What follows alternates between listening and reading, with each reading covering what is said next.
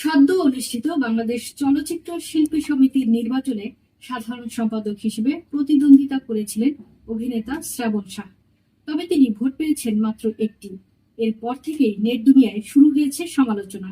বিস্তারিত ডেস্ক রিপোর্টে। সম্প্রতি দেশের এক গণমাধ্যমকে নির্বাচনের নানান বিষয় নিয়ে খোলামেলা কথা বলেন শ্রাবণ। এ সময় অভিনেতা জানান, নির্বাচনে তাকে একটা ভোট যে দিয়েছে সেই ব্যক্তিকেই খুঁজছেন তিনি। শ্রাবণ বলেন, তিনি নিজের ভোটটাও নিজেকে দেননি, কারণ ভোট দিয়ে তা নষ্ট করা যাবে না। তাই তিনি নিজের ভোটটা ডিপজলকে দিয়েছেন। পরিচিতদেরও বলে দিয়েছেন যেন ভোট না দেয়। এরপরও কে ভোট দিয়েছে সেই মানুষটাকেই খুঁজছেন তিনি। এর আগে ফেসবুকে পোস্ট দেওয়ার কারণে শিল্পী সমিতির ভোটাধিকার হারাতে হয়েছিল শ্রাবণকে। পরবর্তীতে যাচাই বাছাই শেষে পুনরায় শিল্পী সমিতির সদস্যপদ ফেরত পান তিনি। শুধু তাই নয়, ভোটাধিকার ফিরে পেয়েই শ্রাবণ ঘোষণা দেন শিল্পী সমিতির নির্বাচনে সাধারণ সম্পাদকের প্রার্থী হবেন তিনি।